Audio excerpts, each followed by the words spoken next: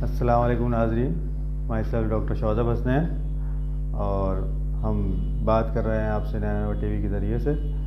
तो यहाँ पर आज बात करेंगे फास्टिंग की। जैसा कि आप सभी को पता है, रमज़ान का महीना करीब है और रमज़ान की शुरुआत होने वाली है।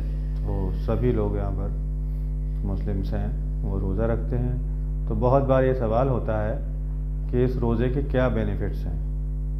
तो बेनिफिट्स की बात करेंगे, क्या फ़ायदे हैं इस रोज़े के। तो ये पूरे साल में एक महीना, माह रमज़ान का मुबारक महीना जो आता है, जिसमें सब लोग रोज़ा रखते हैं, तो इसमें सवाब के नज़रिए से तो बहुत बात होती रहती है, लेकिन साइंटिफिकली अगर बात करें तो रोज़ा रखना, अगर आप लोग कोई भी काम करते हैं तो थक जाते हैं और थकने के बाद आपको रेस्ट करना होता है। तो सबसे पहली चीज़, वैसे भी अगर वीक में अगर आप एक दिन रोज़ा रखें तो ये आपके जो बॉडी के अंदर टॉक्सिन्स बन जाते हैं और जो आपका डाइजेस्टिव सिस्टम है जो लगातार वर्क करता रहता है, तो उसके लिए भी एक रेस्ट का काम करेगा, जिससे उसकी पावर को इम्प्रूव करता है। किसी भी सिस्टम के लिए जैसे हम एक्सरसाइज करते हैं और रेस्ट करते हैं, दोनों चीज़ें ज़रूरी होती हैं। और इसी तरीके से माह रमज़ान में जब लगातार आप फास्टिंग करते हैं तो उससे भी आपका सबसे पहला तो जो सिस्टम्स हैं, जो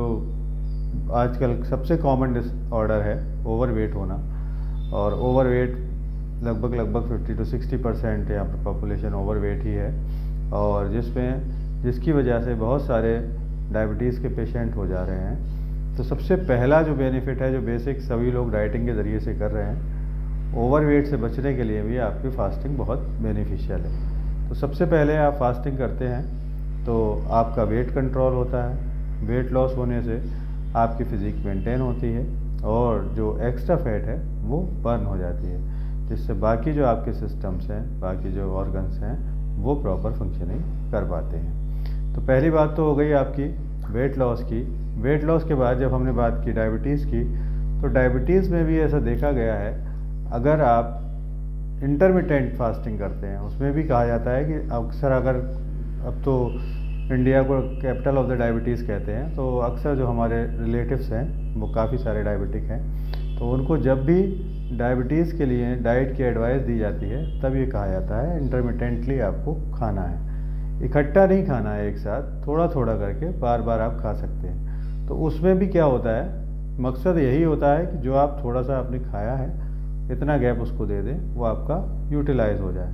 तो उससे जो है, जो इंसुलिन सेल्स हैं, इंसुलिन का जो एब्जॉर्प्शन है वो प्रॉपर तरीके से हो पाता है और आपको डायबिटीज़ कंट्रोल करने में भी आसानी हो जाती है। दूसरे बेनिफिट के अलावा तीसरी अगर बात करें तो आजकल के सबसे ज़्यादा जो इश्यूज़ सामने आ रहे हैं, दो बीमारियां बहुत ही कॉमन हैं। या तो सडन आप सुनेंगे किसी को हार्ट अटैक हो गया, हार्ट फेलियर हो गया, या दूसरा कैंसर की प्रॉब्लम। तो इन दोनों चीज़ों की अगर बात करें तो फास्टिंग के ज़रिए से जो आपके ब्लड के अंदर कोलेस्ट्रॉल का लेवल है, उसको आप काफ़ी हद तक कंट्रोल कर सकते हैं। अगर आप रेगुलर बेसिस पे हफ्ते में एक बार रोज़ा रखते हैं तो उससे आपको बहुत ज़्यादा इसमें बेनिफिट मिलता है। जो एक्स्ट्रा फैट है वो आपकी बर्न होती है और जो ब्लड के अंदर आपका कोलेस्ट्रॉल का लेवल है वो भी काफ़ी हद तक नीचे आ जाता है, जिससे आपका जो कार्डियक रिस्क है वो काफ़ी कम हो जाता है। कार्डियक इशूज़ का जो रिस्क है वो काफ़ी कम हो जाता है।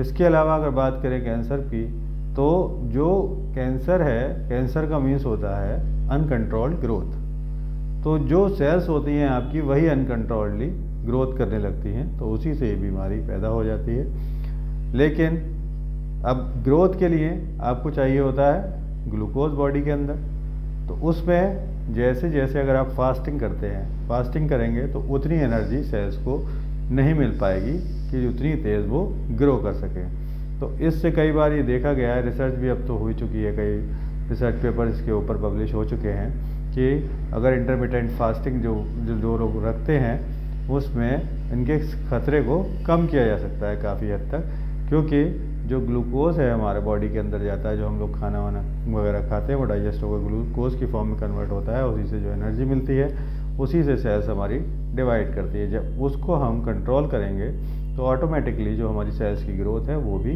कंट्रोल में आ जाती है। तो इससे ये बेनिफिट भी आपका हो जाता है। और इसके अलावा आजकल के जो दौर है उसमें बहुत लोग अपनी फ़िज़िक के ऊपर ध्यान दे रहे हैं, एक्सरसाइज के ऊपर ध्यान दे रहे हैं, तो उसमें आपको प्रॉपर डाइट प्लान होता है, उसके हिसाब से आप यूज़ करते हैं और अपनी सेहत को उसमें मेंटेन कर पाते हैं।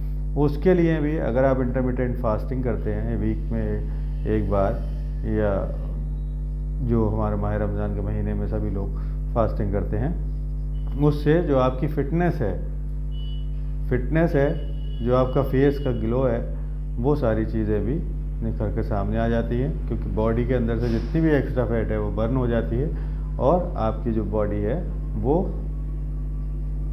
जो उसका वेट कम होने से उसके जो ऑर्गन्स हैं उनकी जो ब्यूटी है बरकरार हो जाती है। तो आप उसके लिए लॉन्ग लाइफ के लिए भी अपनी फास्टिंग कर सकते हैं, जिससे आप सेहतमंद बने रहेंगे और सारी एक्टिविटीज़ अच्छे से कर पाएंगे। तो ये कुछ बेनिफिट्स थे। बेनिफिट्स तो बहुत सारे हैं, लेकिन लिमिटेड समय में इतनी बात हम कर सकते हैं। तो ये नैनावर टीवी के माध्यम से हम जुड़े। आपका बहुत बहुत शुक्रिया नैनावर टीवी और आप सभी का इस वीडियो को सुनने के लिए।